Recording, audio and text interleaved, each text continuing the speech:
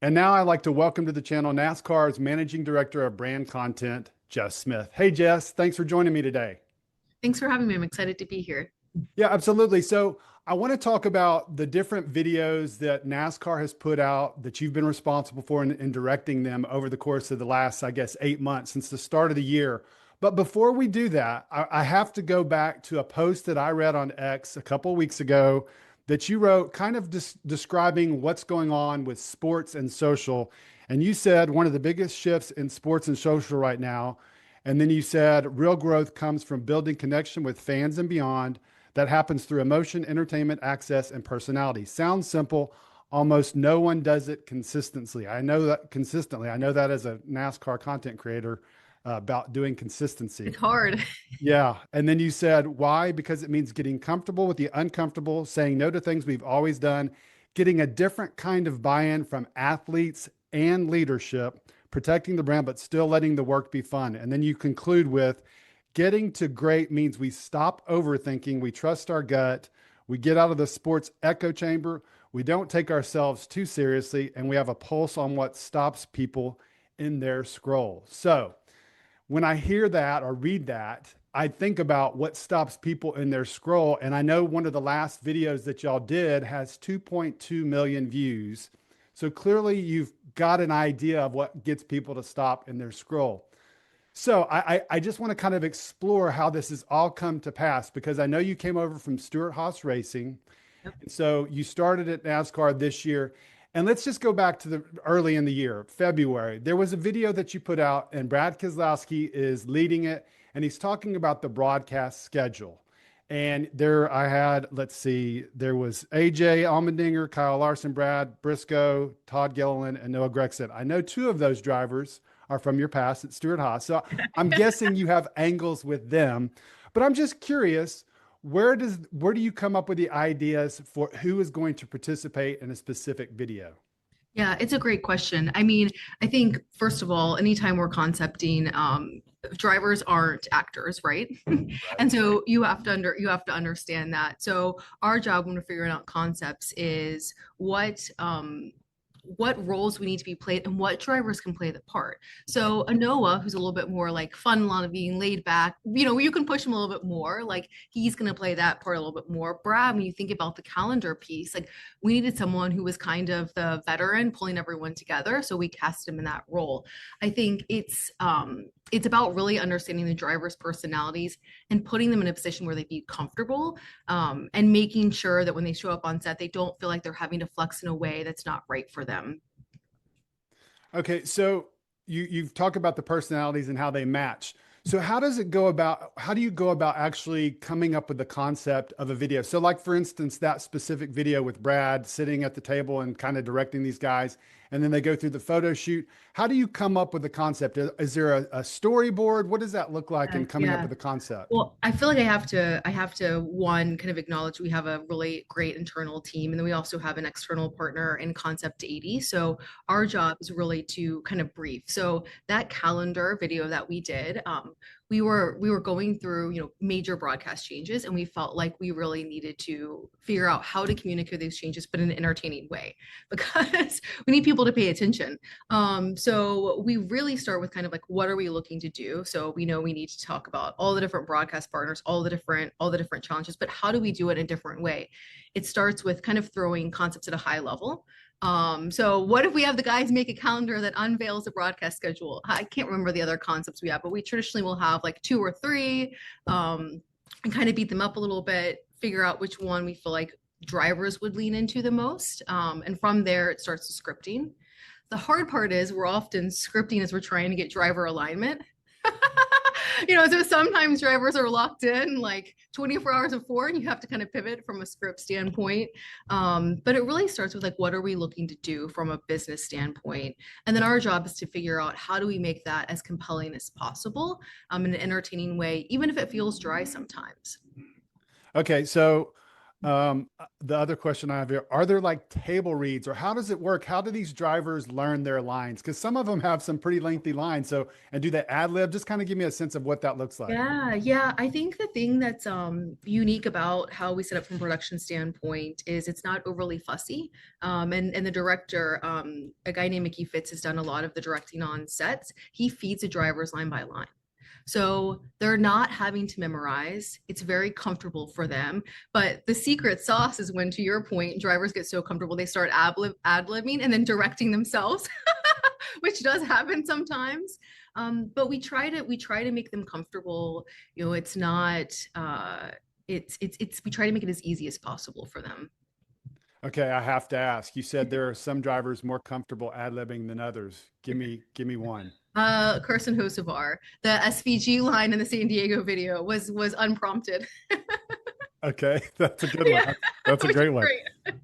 Okay, so then you talk about these unscripted ad lib lines. So there's these multiple times during a video. So I'm going to this one video where they're talking about the schedule, that first video, and then they say the All-Star race, who do you think is going to fight this year?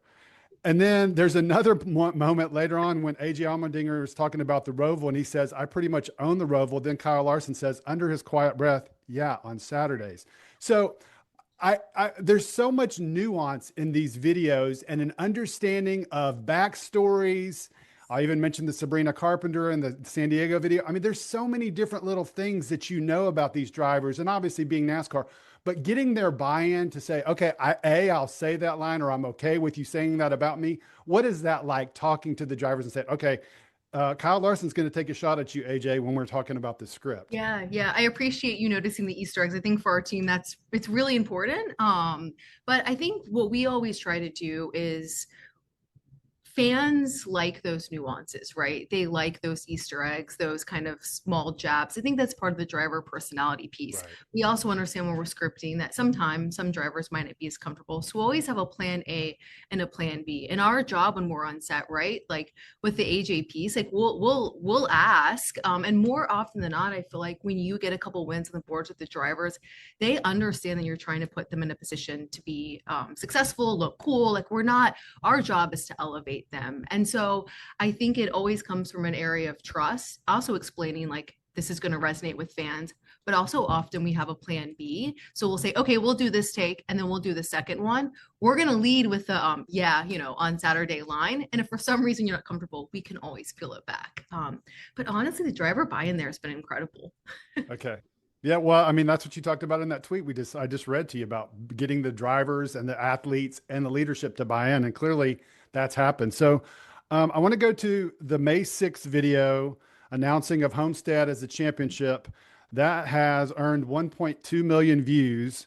And it was one of the first things as I was working with Alexandra Lang back then, I said to her, I want to talk to you guys about this because that kind of just caught my attention, and clearly 1.2 million viewers. So who comes up with that? How does it come to be? Because again, another one of those nuance things, Brad and Kyle are known for not having a great relationship all the way back to Brad saying what he said at Bristol in 2000, I think it's 2012. So they've been frosty in their relationship through the years. And now you're teaming the two to work together exclusively in a video. So there has to be some thought process that says, okay, we're going to pair these two guys who people know don't necessarily get along. So what was that like? Yeah, I mean, I think that goes back to the idea of like what will fans find exciting. There were only a couple drivers that would make sense for that video just because we wanted people who had been driving in that era. So it did limit it, but I think it just goes back to knowing the nuances from a fan perspective. And I think we do a good job as a team. This is a lot of collective work across a lot of different people. And so we always try to pair people that have really strong NASCAR knowledge that can say, hey, fans will love if Brad and Kyle are together, with also those people who are super ultra creative and come up with these crazy ideas. And that's kind of the secret sauce, diehard thinking with like those people that push you outside the envelope. There's a little bit of magic in that. Okay, so where do you get a DeLorean these days? That was to me, I was like, okay, where did they get that? Yeah. Because all the parts, I mean, it's like you Yeah. totally take the Back to the Future and you're incorporating the special effects, but then you actually have a DeLorean. So where does that come from? Yeah. Our production partner tracks all that stuff down for us. Yeah. Okay. All right. Yeah, it was a fun video. All right. So then we go to the May 20th one, which was Prime. And I liked how it was creative. Being a journalist and a writer, I liked how everything was Prime and it transitions into the next driver and Prime. But then I want to go to the July 5th, the Bear one. And that one, as someone who's watched the Bear, I really enjoyed and understood kind of the nuance behind it and the emotions of being in a restaurant and how they cook and the chef and all that. So kind of tell me about that one because you wrote on Twitter after that one, drivers absolutely crushed it. So appreciative of the trust to do things like this. Filmed yesterday and turned around in less than 12 hours. So how do you film it? How does it all come together? Who picks the restaurant? How does the restaurant get selected? Because that was kind of curious to me because obviously they have to buy in because they're allowing you guys to come in and work in their restaurant. Yeah, so that's where I mean, I have to give a ton of credit to the production partner Concept 80 that we work with on a lot of these. They are blocking and tackling all of the production pieces. So tracking down the restaurant, figuring out the logistics of it, making all that happen. So they do a lot of that heavy lifting. But I think it's also cool like that restaurant welcomed us in full day. It was like they were excited about having NASCAR there, and it's cool. It gives exposure and visibility to them as well. Right. Well, I have to note, I can't go through discussing with you without mentioning in that particular video when the cup spilled and there's a mention of demolition derby and then Stenhouse has to say you think Carson was here. So I mean again these Easter eggs, these little shots and these little jabs just make it. But I thought honestly when I watched that specific video, I thought what got my attention the most was the total shift in mood through the music because early on it's like a frenetic intense pace and they're trying to get the food ready and then it like pauses and it calms down and it slows down and there's like real melodic music and then Ryan is explaining how to make this food and I was like wow, it was like poetic watching him do that. And then at the very end it concludes with hey, we need to get what about order for number 12 and they're like oh F and it's like so good. So when Ryan's participating, because I've always enjoyed talking with Ryan and interviewing him, but he seems like someone who he's told me he would have loved to have gone and been on like Letterman or not Letterman, but one of those night shows to promote winning the title. So he's got that feel for being on TV and doing that type of stuff. So what is it like working with him? Because in this specific video, I thought he was really good in how he conveyed the emotion of the situation. Ryan is a natural. Like I think when he hangs up his helmet, if he wants to get into acting, I think he's got a future calling, and that's part of the fun part of it. Like all these drivers have incredible personality. A lot of them are very comfortable on camera, and Ryan's one of those guys. Like we brief him on what he's doing. If he's familiar with the bear, it's pretty easy to get a connection, but this is what you need to do from a tone perspective. And you can almost see like he gets into character a little bit. He loves it and he shines. So Blaney's a natural and makes it super easy for us. All right, and then we're going to move on to the last one, which was on July 23rd, so just over a month ago, 2.2 million views, and it was the San Diego announcement of Race the Base. The first thing I wanted to ask about that specific video, it was 3 minutes long. So do you go in with a concept and then the length doesn't matter? Or do you have like envision a length and a time limit that you want to hit? Because that was clearly the longest of the ones that I've seen. So that was 3 minutes. That's a good question. My idea on those things is we need to land the concept and the idea first. So I'm never going to fuss about length because as long as it's compelling all the way through, like I want the best creative product forward. We do have to pay attention to sometimes length nuances like Instagram. If you go beyond 3 minutes, sometimes you'll get dinged from an algorithm standpoint.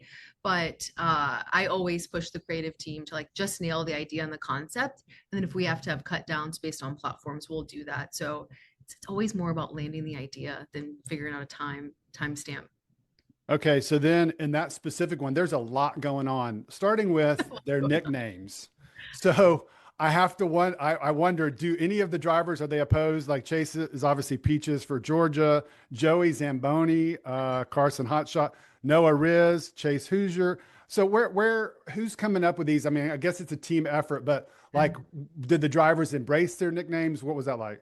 Yeah, that was our internal social team came up with those nicknames at NASCAR because I know the drivers pretty well. I don't know if they embraced them. I think Noah liked Rez. That was but I think they all had fun with them. No one scoffed when they saw their names on the patches. So it was fun. Okay. So then in the actual video, there's multiple different scenes where they're like kidnapped and brought to the base. So what goes in? I guess the question I have is what goes into that? How long did that actual shoot take? Because I'm guessing you're at Joey's garage and you're kidnapping him and there's a pool with Carson. So how long did it take overall to shoot that video? Yeah, so that was a 3-day production. The kidnapping scenes were filmed in Charlotte over probably 2 hours total. So those scenes, we just took 30 minutes with each driver, pretty in and out. And then we spent 2 days in San Diego filming. So all in all, like pretty condensed timeline and pretty respectful of the driver's time. And how far in advance do you film that before the actual announcement? Gosh, I can't remember the exact dates. We filmed, I believe it's a quick turn. Okay. So I believe we filmed the 10th and 11th in San Diego, and we turned it around on the 23rd. All right. So then the actual video, they fly. So did the guys actually fly in planes? I have to ask that. No. Okay. Because I was hoping they did, because I know that I've heard other guys have gone in the past and done Yeah. flying.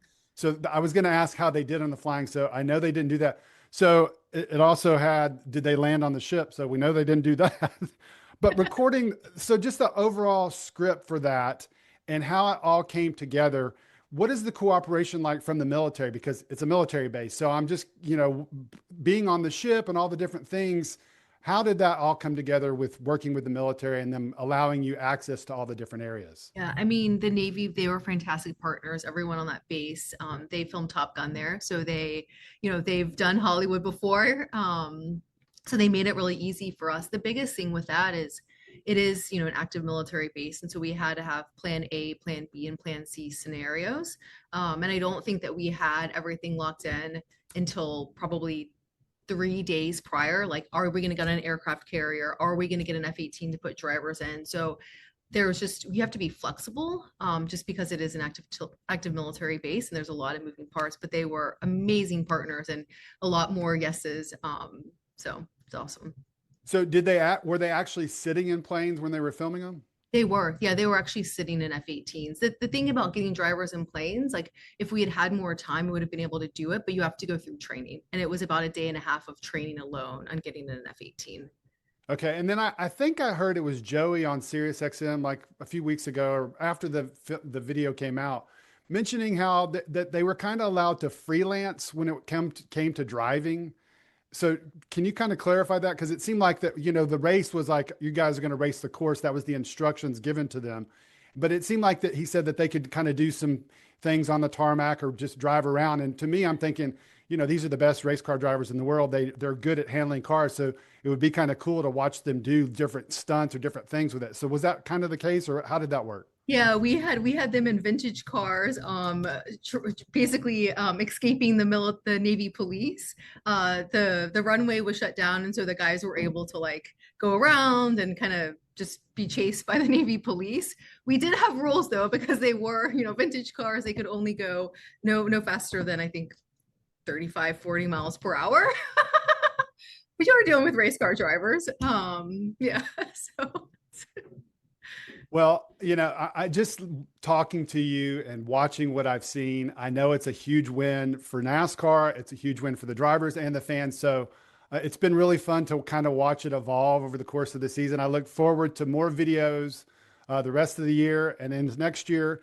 And I know the fans do, because obviously the numbers clearly prove that. So thanks for sharing kind of what the behind the scenes look like for these different videos. And I would love to catch up with you next year and talk about similar things of what you're doing with the camera and how you're promoting NASCAR. Awesome. I appreciate it. Yeah. And I just want to shout out the entire team that works on all of them, because there's a ton of people that make the magic happen. So Absolutely. Thank you, Jess. I appreciate your thank time. Have a you. great day. Bye.